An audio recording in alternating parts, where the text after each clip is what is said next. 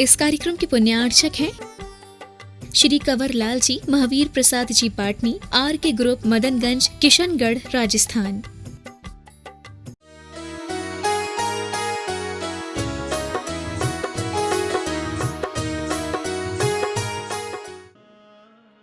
ऐसा अद्भुत दृश्य होता है।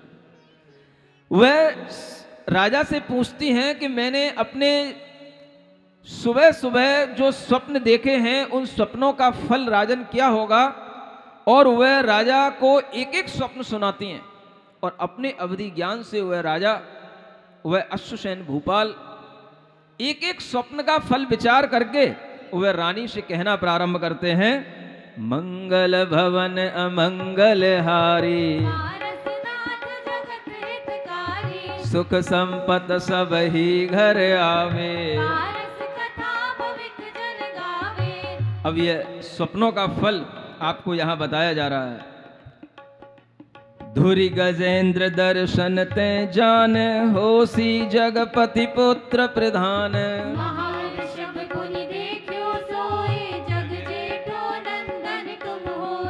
कहा गया है कि अगर आपने गजेंद्र का दर्शन किया है, गजेंद्र यानी गजराज यानी हाथी, एलिफेंट अगर आपने उसको देखा है तो यह बता रहा है इस बात को कि तुम्हारा पुत्र जगत में प्रधान होगा, प्रधानमंत्री से भी बड़ा प्रधान नायक होगा और बहुत प्रधान पुरुष बनेगा। आपने एक बहुत बड़ा वृषभ देखा है, महावृषभ, उसको देखने का फल है कि यह तुम्हारा पुत्र जगत में सबसे वृषभ यानी श्रेष्ठ होगा, सुपीरियरिटी को हासिल करेगा।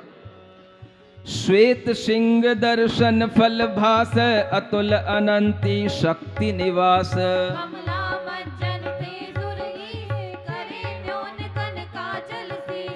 एक तुमने श्वेत सिंह देखा, उसके दर्शन का फल यह है कि सिंह की तरह वह अतुलनीय अनंत शक्ति का धारक बनेगा। जो आपने लक्ष्मी का स्नान देखा है, जो देव लोग स्नान करा रहे हैं, वह इस बात का प्रतीक है कि इस धरती पर जो सबसे बड़ा पर्वत है, जिसे कनकाचल कहा जाता है, सुमेरु पर्वत कहा जाता है, स्वर्ण का पर्वत कहा जाता है, उस पर बैठने का सौभाग्य तुम्हारे पुत्र को मिलेगा और कोई वहां पर बैठ नहीं सकता। पहुप दाम दो देखी सार, तिस फल दुविध धर्म दातार।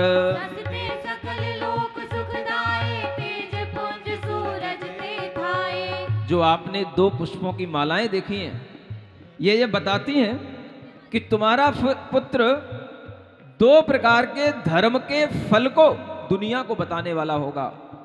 दो प्रकार का धर्म सबको बताएगा। वो दो प्रकार का धर्म, एक श्रावक का धर्म होता है और एक श्रमण का धर्म होता है, और इस तरह से धर्म फल को बताने वाला, धर्म को बताने वाला वह धर्म का दाता होगा। जो आपने चंद्रमा देखा है, उसका फल जानना कि वह चंद्रमा की तरह पूरे जगत को सुख देने वाला होगा, और जो आपने सूरज को देखा है, उससे जानना कि उससे ज्यादा तेज पुंज, प्रतापी, प्रकाशमान और कोई दुनिया में दूसरा पुरुष नहीं होगा, व्यक्ति नहीं होगा। मीन युगलते सब दुख भाज, कुंभ विलोकते निधिराज।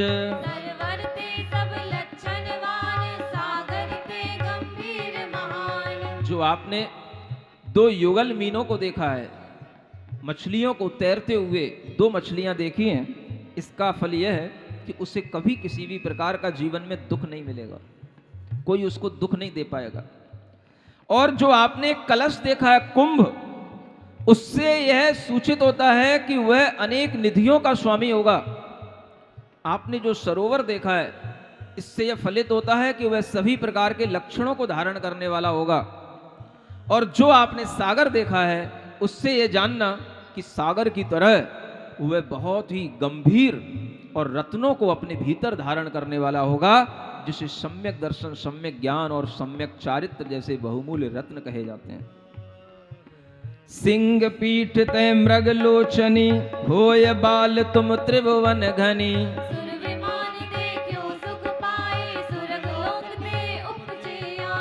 जो आपने सिंह पीठ पर जो देखा है वह बालक इस बात को बताने वाला होगा कि वो 3 लोक में सबसे ज्यादा धनी होगा, सबसे ज्यादा वैभव संपन्न होगा। और जो आपने सुर विमान देखे हैं उससे ये समझना कि वह स्वर्ग लोक से आकर के आपके गर्भ में उत्पन्न होगा। नागराज ग्रह को सुनहेत जन्मे मति श्रुत अवधि समेत। रत्नारस से गुण मणि खान, कर्म दहन पावक ते जान। जो आपने नागराज का ग्रह देखा है उससे ये जानना कि वह मति ज्ञान, श्रुत ज्ञान और अवधि ज्ञान, इन 3 ज्ञानों का धारी गर्भ से ही होगा। और रत्न राशियों को देखा है उससे ये जानना कि वह अनेक प्रकार की गुणों की मणियों का स्थान होगा, सभी प्रकार के गुण उसके अंदर होंगे। और वह कर्म दहन को करके वह सिद्ध शिला को प्राप्त होगा। इसलिए आपने एक निर्धूम अग्नि देखी है जो इस बात का प्रतीक है कि वह जीव सिद्ध पुरुष बनेगा। गज प्रवेश दो बदन मजार, सुपन अंत देखो वरनार। श्री पारस जिन जगत प्रधान, गर्भ तुम्हारे उतरे आन। और जो आपने अंत में गज को अपने मुख में प्रवेश करता हुआ देखा है उससे ये समझना कि आपके गर्भ में वह आत्मा आ चुका है और वह पारस के नाम से, श्री पारसनाथ भगवान के नाम से जगत में प्रधान पुरुष बनकर के आपके लिए और इस जगत के लिए मंगलदायी होगा। ऐसे वह जीव के अवतरण की यह सूचना तुम्हारे 16 स्वप्नों से मिल रही है। ओम अरहम, ओम अरहम, ओम अरहम बोल, ओम अरहम, ओम अरहम। ओम अरहम बोल। सभी कार्य की सिद्धि से तू पहले इसको बोल। सभी कार्य की सिद्धि से तू पहले इसको बोल। सुनि वामा देवी सुपन फल, रोमांचित तन भूर। सुवचन जल सिंचत किन्हो, उगै हर्ष अंकुर। अब सौधर्म सुदेश विचार, स्वामी गर्भ अवसर निर्धार। कुलगिरि कमल वासिनी जय, श्री आदित्य देवी गुण गेह। तिन्ह बुलाय कयो शुभ भाव, अश्वसेन भूपति घर जाव। वामन देवी के उत्थान, देवी समझिन उतरे आन। तिनके गर्भ शोधना करो, निज नियोग सेवा मन धरो। यह सुनि सब आनंदित भई, इंद्र आन माथे धर लई। स्वर्ग लोक तज आई तहाँ, बसे बनारस नगरी जहाँ। महाकाल तन लावण भरी, मानो नभ दामिनी अवतरी। अंग अंग सब सजे सिंगार, रूप संपदा अचरजकार। चूड़ामणि माथे जगमगे, देखत चकाचौंध से लगे। ये क्या होने लगा? सौधर्म इंद्र ने यह देख लिया कि ये स्वामी के गर्भ का अवसर है, तो उन्होंने कुलाचल पर्वतों पर रहने वाली, कमलों में रहने वाली देवियों को आज्ञा दी और वहाँ पर श्री देवी रहती है। कहाँ रहती है? श्री, री, धृति, कीर्ति, ये जो देवियां हैं उनमें सबसे पहली देवी का नाम क्या है? श्री देवी, जो कुलाचल पर्वत पर रहती हैं। और ऐसी उनकी सहयोगिनी अनेक देवियां, और वह सभी देवियां उस इंद्र की आज्ञा को धारण करके तुरंत स्वर्ग से उतर करके बनारस नगरी पहुंची।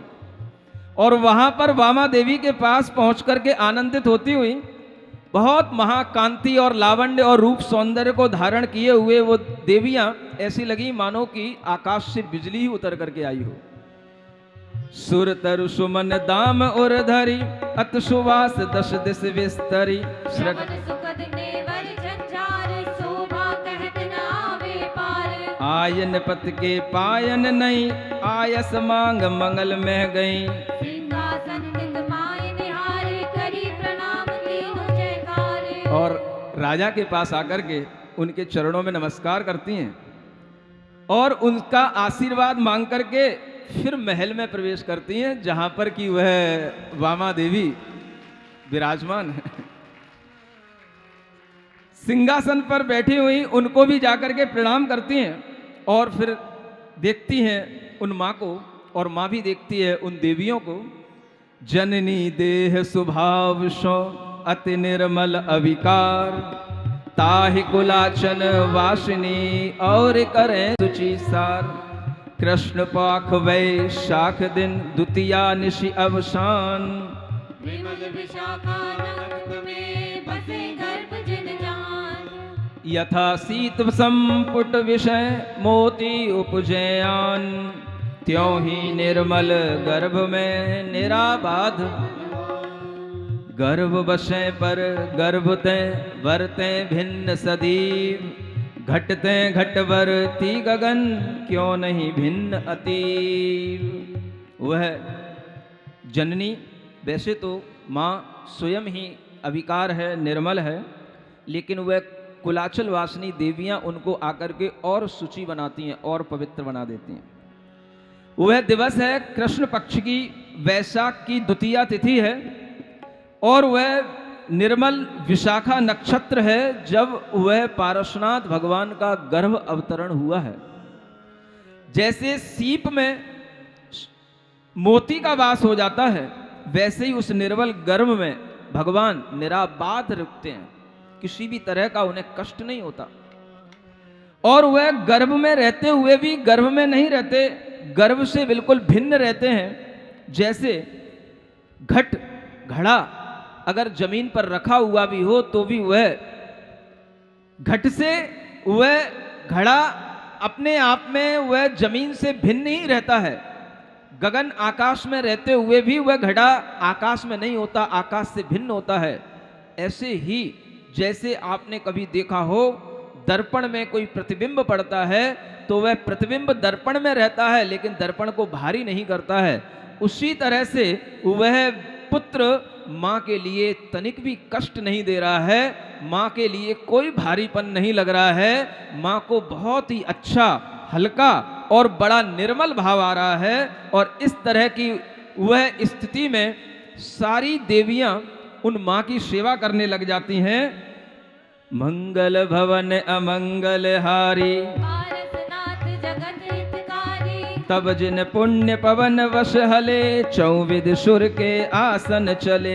जिहर देख इंद्रादिक देव, जानो अवध जिनवर आज गर्भ अवतरे, यह विचार और आनंद भरे। चढ़ी विमान परिवार समेत, चली गर्भ कल्याण गृहित। जय जयकार करत बहु भाय, उत्सव सहित पिता घर आय। मात पिता आसन पर ठए, कंचन कलश नहावत भये। और उसी समय पर इंद्र को भी यह ज्ञान हो जाता है अपनी अवधि ज्ञान से कि अब यह गर्भ में अवतरण हो चुका है, गर्भ का समय आ चुका है। तो वह इंद्र भी विमानों पर चढ़कर के गर्भ कल्याणक मनाने हेतु आता है। जय जयकार करता हुआ, अनेक तरह के उत्सव करता हुआ माता पिता के घर आता है। गर्भ मध्यवर्ती भगवान, प्रण में देव धरो मन ध्यान। गीत निरत माजित्र बजाए, पूजा भेंट करी सिर नाए। यो सुरगढ़ सब साधिन योग, गए गेह कर कारज जोग। इंद्रराज को आयस पाए, रुचवासिनी देवी आए। यथा योग सब सेवा करें, छिन छिन जन जननी मन हरें। रुचक दीप ते हनुमो जहाँ, रुचक नाम पर्वत है तहाँ। सो 84 सहस प्रमाण, इतने योजन उन्नत जान। इतनो ही विस्तीर्ण धार, दीप मध्य सो बल आकार। ताके शिखर कूट बहुल से, दिशा कुमारी तिन में बसे। ये सब सेवन आगे माए, ये नियोग इनको सुखदाए। वह इंद्रराज गर्भ कल्याणक के समय पर आने के बाद में चला जाता है और फिर से आज्ञा देता है रुचक वासिनी देवियों को, जो जम्बू द्वीप के आगे 13वें नंबर का द्वीप होता है, वहां पर रहने वाली देवियां अलग होती हैं और वह 10 दिशाओं में रहने वाली 10 देवियां, उनके अनेक समूह और उन्हीं को मिलाकर के वह 56 कुमारी देवियां बनती हैं। और उस तरह से वह देवियां भी वहां पर आकर के पहुंच जाती हैं और फिर वहां पर एक अलग ही महोत्सव का वातावरण बन जाता है। आई भक्ति नियोगिनी देवी, जिन जननी की सेव भजे। कोई नौन कोई सार सिंगार सजे। अब क्या करती हैं ये सभी देवियां आकर के, ये सभी देवियां आकर के माता की तरह तरह से सेवा करती हैं। कोई माँ को नभन कराती हैं, कोई उनके लिए विलेपन लगाती हैं, कोई उनका साज श्रृंगार करती हैं, कोई भूषण बसन समप्य, कोई भोजन सिद्ध करें, कोई दे बोल रवाने, कोई सुंदर गान करे। कोई उनके लिए आभूषण प्रदान करती हैं, कोई उनके लिए वस्त्र प्रदान कर रही हैं, कोई उनको भोजन दे रही हैं, कोई उनके लिए पान खिला रही हैं, कोई उनके लिए सुंदर गान करा करके उनका मन हर्षित कर रही हैं, कोई रत्न सिंहासन थापे, कोई ढारे चमर बरो, कोई सुंदर सेज बिछावे, कोई चापे चरण करो। कोई सुंदर सेज बिछा रही हैं, कोई उनके आगे चमर ढोर रही हैं, कोई उन्हें सुंदर रत्न के सिंहासन पर बिठा रही हैं, कोई चंदन सो घर सींचे, सारे महल सुवास करो। कोई आंगन दे बुहारी, झारे फूल पराग परी। कोई जल क्रीड़ा करि रंजय, कोई बहुविधि भेष किए, कोई मणि दर्पण कर धारे, कोई ठाड़ी खड़ग ले। कोई गूंथ मनोहर माला, आवे आन सुगंध खरी, कोई कल्पत रोवर सोले, फल फूलन की भेंट धरी। कोई काव्य कथा रस पोखे, कोई हास्य विलास ठवे, कोई गावे बीन बजावे, कोई नाचत शीस नवे। तरह तरह से माता की सेवा करती हैं। कोई जल क्रीड़ा करके उनको आनंदित करती हैं, कोई उन्हें बहुत प्रकार के भेष धारण कराती हैं, कोई मणि दर्पणों को दिखाती हैं, कोई उनके सामने तलवार लेकर के खड़ी हो जाती हैं, कोई उनके सामने मनोहर माला ले आती हैं, कोई उनको कल्प वृक्ष के फूलों की भेंट देती हैं, कोई उन्हें अनेक तरह की काव्यों की और कथाओं की रस भरी कहानियाँ सुनाती हैं, और अनेक तरह के हास्य विलास करके भी कोई उनके सामने बीन बजाती हैं, कोई गाती हैं, कोई नाचती हैं, और इस तरह से माँ को निरंतर प्रसन्न करती हुई वे देवियाँ उन बामा देवी के महल में सुशोभित हो रही हैं। और इस तरह की सेवा करते हुए वह जब समय बीतता है और इस तरह की सेवा करते हुए उन माँ को आनंद आने लग जाता है, तो उन माँ के लिए वह देवियाँ अनेक अनेक तरह से प्रश्न भी पूछती हैं, और वह समय जब धीरे धीरे बढ़कर के 9वें मास के निकट आ जाता है तो माँ के ज्ञान में भी वृद्धि होने लग जाती है, और फिर उस समय पर माँ के ज्ञान में पुत्र के कारण से वृद्धि हो जाती है। पुत्र 3 ज्ञान का धारी है तो माँ भी ज्ञानी हो जाती है। एक एक देवी उनसे प्रश्न पूछती है, अब माँ भी बड़े अच्छे अच्छे उत्तर देती है। सुनेंगे? तुम शीत्रिया कौन जग आने, पूछ रही है देवी, तुम जैसी पुण्यशाली स्त्री जगत में कौन हो सकती है? माँ तीर्थंकर सुत जने महाने, तो माँ उत्तर देती है, पुण्यशाली स्त्री तो वही है जगत में जो तीर्थंकर जैसे पुत्र को जन्म दे। जग में सुभट कौन से माय, प्रश्न पूछा जगत में सबसे बड़ा योद्धा कौन है? तो माँ जानते हो कैसा उत्तर देती, देखो, जे सर जीते विषय कसाय, जो मनुष्य विषय कसायों को जीतते हैं वही सबसे बड़े जगत में योद्धा कहलाते हैं। देखो माँ का ज्ञान तो देखो, थोड़ा प्रशंसा तो करो माँ की। कौन कहावे कायर दीन, ये कायर कौन कहलाते हैं, दीन कौन कहलाते हैं? माँ ये पूछ रही है रानी। इंद्री मद में टन बलहीन, जो आदमी, जो व्यक्ति इंद्रियों के मद को हनन करने वाले, अपने बल को ही नाश करने वाले कार्य करते हैं, वो सबसे कायर कहलाते हैं। फिर दूसरी देवी पूछती है, पंडित कौन सुमार्ग चले, दुराचार दुर्मार्ग दले, पंडित कौन है? तो माँ उत्तर देती है, जो सन्मार्ग पर चले वो पंडित है, और जो दुराचार और दुर्मार्ग से अपने आप को बचाए वही सबसे बड़ा पंडित जानना चाहिए, और कोई पंडित नहीं कहलाता। मथुरा से आए हुए सभी छात्र सुन रहे हैं, पंडित कौन कहलाता है? याद करके जाना, जो सही मार्ग पर चले वो पंडित है।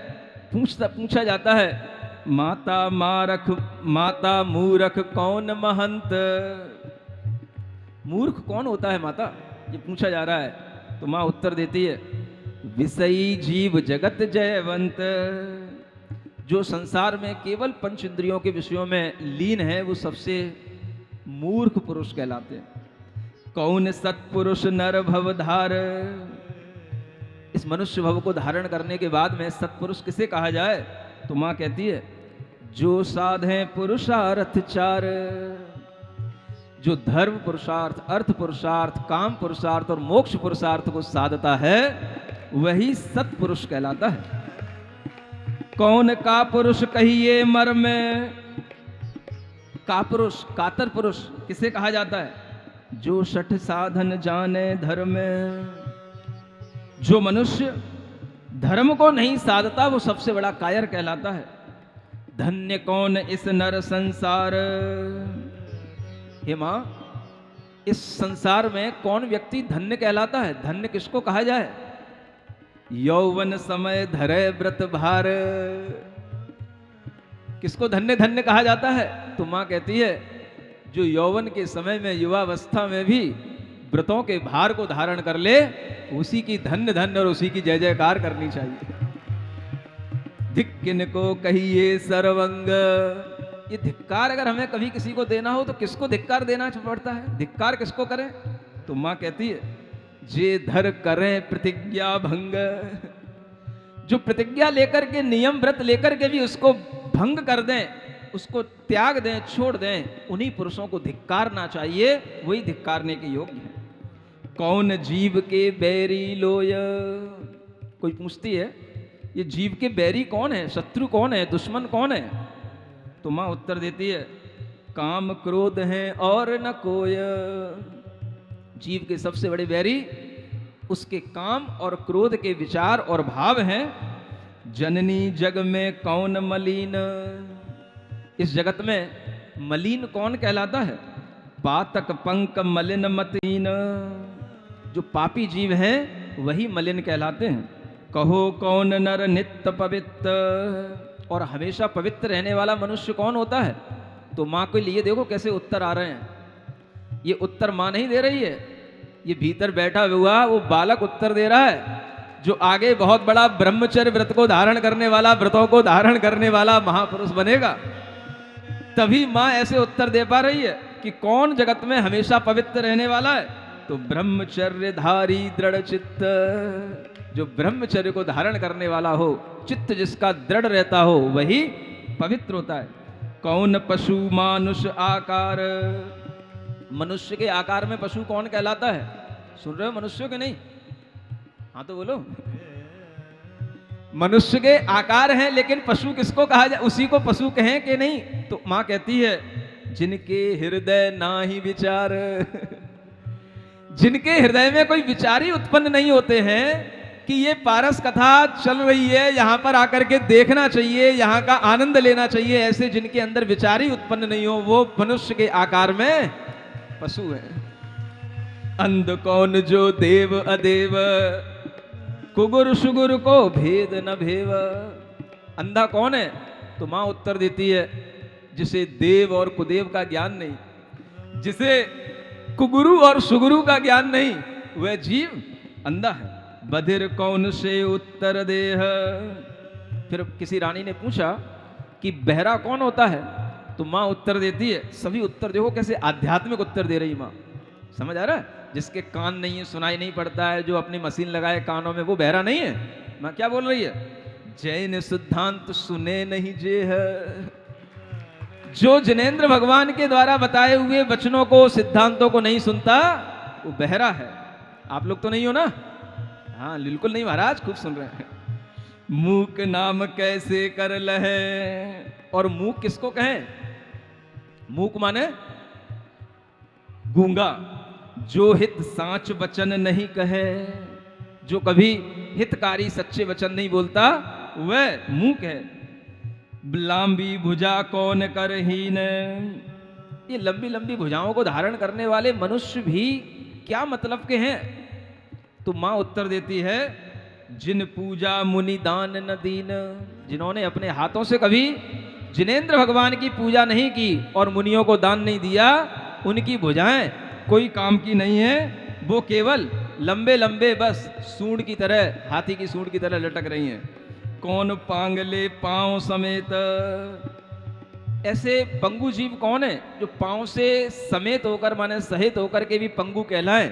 तो माँ उत्तर देती है, जो तीरथ पर से न सचेत, जिन्होंने अपने पैरों से कभी तीरथ नहीं चढ़े वो पंगु हैं।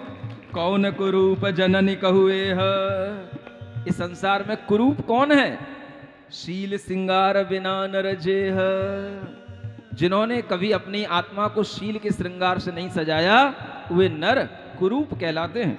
वेग कहा करिए बड़भाग, और बड़भागी कौन कहलाता है। दीक्षा गहन जगत को त्याग, जो जगत को त्याग करके दीक्षा को ग्रहण करे वो बड़भागी कहलाता है। ये कौन बोल रहा है, माँ बोल रही है। अरे माँ के भीतर बैठा हुआ 3 ज्ञान का धारी बालक बोल रहा है। पितृ कौन हित वंचक होय, धर्म दृढ़ाव आलस को खोय। मित्र कौन है, सुन रहे हो। Who is our best friend. माँ से पूछा गया तो माँ उत्तर देती है, जो धर्म में दृढ़ करे और आलस्य को दूर करे और आलस्य को छुड़ा करके धर्म कथा जहां पारसनाथ भगवान की चल रही हो वहां लेकर के हाथ पकड़ के आए, उसी का नाम मित्र है। शत्रु कौन जो दीक्षा लेत, विघ्न कर पर भव दुख देत। और शत्रु कौन है, जो दीक्षा लेते ही विघ्न करने लग जाए, दुख देने लग जाए, उसे ही सबसे बड़ा शत्रु समझना। जी को कौन शरण है माय, पंच परम गुरु सदा सहाय। यह विधि प्रश्न करें सुर नारी, माता उत्तर देह विचारी। वामा देवी सहज प्रवीण, सकल मरम जाने गुण लीन। पुरुष रतन और अंतर वह, क्यों नहीं ज्ञान अधिक ताल है। और अंतिम प्रश्न किया गया, इस जगत में शरण कौन है। तो माँ कहती है, पंच परम गुरु ही शरण है। और इस तरह की माँ के अंदर के ज्ञान की जो अधिकता है वह उसी पुरुष रत्न के माध्यम से है जिसका गर्भ में अवतरण हो चुका है। ओम अरहम ओम अरहम, सभी कार्य की सिद्धि से तू।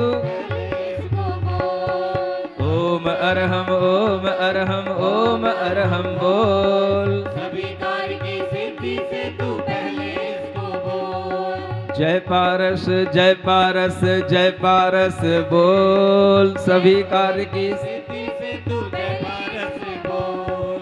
ओम अरहम नमः। बोलो पारसनाथ भगवान के गर्भ कल्याणक महोत्सव की जय।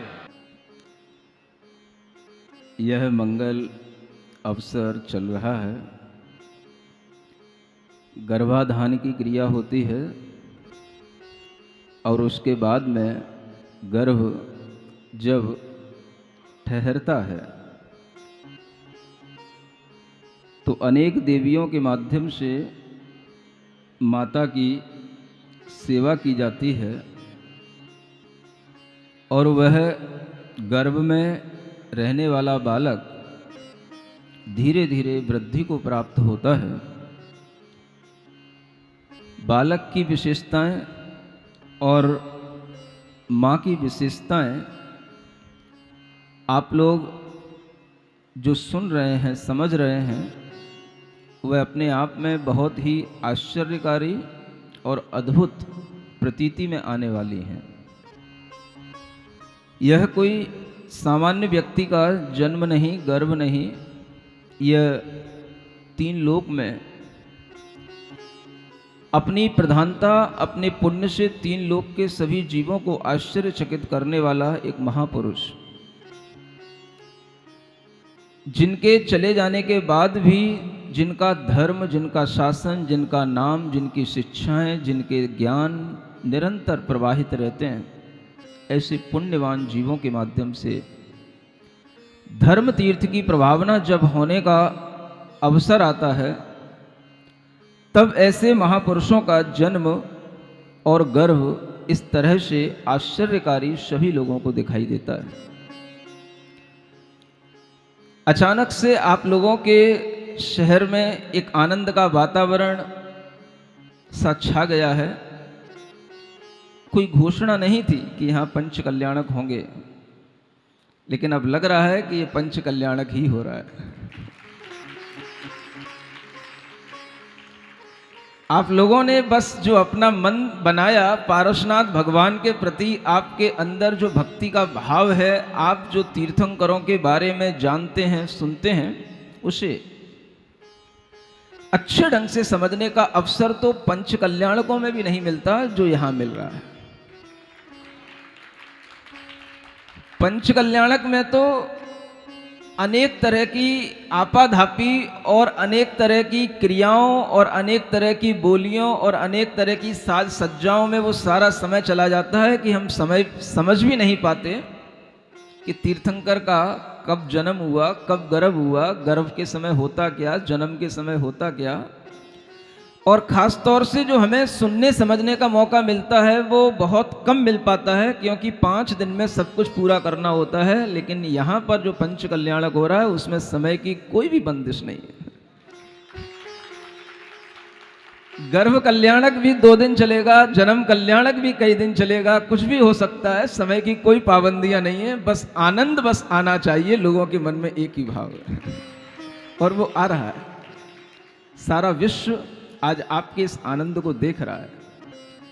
भगवान पारसनाथ के सहारे हम तीर्थंकरों के चरित्र को पढ़ रहे हैं, तीर्थंकरों की विशेषताओं को जान रहे हैं, तीर्थंकरों के गुणों को समझ रहे हैं और तीर्थंकरों के गर्भ आदि के समय पर क्या क्या क्रियाएं होती हैं, क्या क्या विशेषताएं इंद्रों के द्वारा की जाती हैं, वो सब हमें यहाँ पर बहुत अच्छे ढंग से देखने सुनने को मिल रहा है। शास्त्रों के माध्यम से जो हमें ज्ञान मिल रहा है और हमें जो उपदेशों के माध्यम से उस ज्ञान का कैसे प्रयोग करना है, ये भी हमें समझने समझाने को मिल रहा है। ये अपने आप में बहुत अद्भुत है, लोगों के लिए समझ में आना चाहिए। पंच कल्याणक तो जो आप 5 दिन के करते हो, उसमें आप 5 दिन के लिए अगर कोई पात्र बनते हो तो वो पात्र तो बहुत कम दिन के लिए रह जाते हैं, कम समय के लिए होते हैं। यहाँ आपको अपने आप जो अवसर मिल रहा है वो अवसर अद्भुत है। और जो गर्भ में जीव आ चुका है, गर्भ में आने के बाद में वह जीव किस तरह से निवास करता है, कैसा वह निर्मलता के साथ में वह जीव रहता है, यह आपके लिए यहाँ थोड़ा सा इन छंदों के माध्यम से बताया जाना है। आप अपने मंगल भाव में आए। मंगल भवन अमंगल हारी, पारसनाथ जगत हितकारी। निवसै निर्मल गर्भ में 3 ज्ञान गुणवान। फटक महल में जगमगोय ज्यों मणि दीप महान। उदयवान दिन कर समय पूर्व दिशा छवि तेम। त्रिभुवनपति सुत उर धरे सोहत जननी एम। गर्भ भार व्यापे नहीं त्रिवली भंग न होय। देह न दिखे पीत छवि और विकार न। ज्यों दर्पण प्रतिबिंब सो भारी कयो न जाय। क्यों जिन पति के गर्भ सो खेद न पावे माय। कल्पलता सो लसत अति जननी छवि संयुक्त। मंदहास कुसुमुत भई अब फल हे फलपूर। देवराज के वचन सो अहनिश हर्षित अंग। अलग रूप से सची लिए अवचला संग। जब वह जीव गर्भ में आ जाता है, 3 ज्ञान का धारी, अनेक गुणों को प्राप्त किए हुए, 3 लोक का वह नाथ, ऐसा जीव जब उस जननी के उर में शोभित होता है, गर्भ का कोई भी भार नहीं दिखाई देता। जैसे जैसे गर्भ के समय को भी हम बढ़ता हुआ देखते हैं, लेकिन गर्भ में किसी भी तरह का माता को कोई पीड़ा नहीं होती।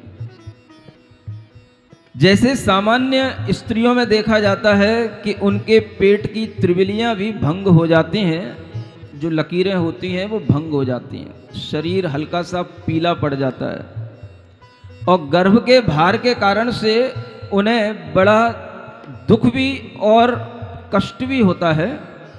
लेकिन ऐसा तीर्थंकर की मां के साथ कुछ भी नहीं होता है। जैसे निर्मल दर्पण में कितना ही हम दृश्य दिखा दें, कितना ही भार प्रतिबिंब का उसके अंदर डाल दें, लेकिन प्रतिबिंब से कभी दर्पण भारी नहीं होता। उसी तरह से वह जीव उस निर्मल गर्भ में बिना किसी भार के सुशोभित हो रहा है और ऐसा जगमगा रहा है कि जैसे किसी महल के अंदर कोई मणि का दीप रखा हो तो वह महल जिस तरह से जगमगाता है, ऐसे ही सुंदर स्फटिक मणि के समान पारदर्शी वह गर्भ में आया हुआ जीव मां को अत्यंत सुख दे रहा है। इधर समय बीतता जा रहा है, गर्भ के महीने धीरे धीरे आगे बढ़ रहे हैं। आचार्यों ने कहा है कि जैसे जैसे गर्भ का समय बढ़े आपको गर्भ के संस्कार भी करना चाहिए। तीर्थंकरों के लिए गर्भ संस्कार करने की क्रिया विधि होती है और सामान्य व्यक्तियों के लिए भी गर्भ संस्कार की क्रिया विधि कही गई है। कोई भी व्यक्ति अगर अपने पुत्र को योग्य बनाना चाहता है, महापुरुष बनाना चाहता है, तो वह अपने पुत्र को गर्भ से ही संस्कार देने की क्रिया विधि प्रारंभ करे और ये क्रिया विधि बताई गई है। पहली क्रिया गर्भाधान की होती है, जिस समय पर वह गर्भ धारण किया जाता है और उस समय पर मंदिर में भगवान जिनेंद्र देव के समक्ष विशिष्ट पूजा की जाती है। घंटे बजाए जाते हैं, नगाड़े बजाए जाते हैं, उल्लास के साथ में उस गर्भाधान की क्रिया को करके जब वह व्यक्ति वापस लौट करके आता है तो आचार्य कहते हैं कि 3 महीने के बाद में फिर एक क्रिया करनी चाहिए जिसे प्रीति क्रिया कहा गया है। कितने महीने बाद? 3 महीने बाद। और उस प्रीति क्रिया को करते हुए आचार्य कहते हैं कि उसी तरह से मंदिर में जाकर के पूजन करना, उत्सव करना, विधान करना और ये सब करने के बाद में जब आप उस गर्भ को बढ़ता हुआ देखें तो कुछ मंत्रों का भी उच्चारण करना, उस पुत्र के लिए मंत्र उच्चारण करके संस्कारित करना। और वह मंत्र जो प्रीति मंत्र बताए गए हैं उन मंत्रों को भी आप समझें। अगर आपके यहाँ कभी इस तरह का कोई कार्य होता है तो आप भी अपने बच्चों को संस्कारित करें। दुनिया के सभी लोगों के लिए आज मैं वह क्रिया बताना चाह रहा हूं उन पारसनाथ भगवान के निमित्त से कि आप ये भाव करें कि मेरा बेटा भी पारसनाथ भगवान बने। छोटे मोटे भाव नहीं करें, आप ये भाव करें कि मेरा बेटा वीर वंश की वृद्धि करने वाला हो। और यही भाव हमने वर्धमान स्तोत्र में लिखे हुए हैं।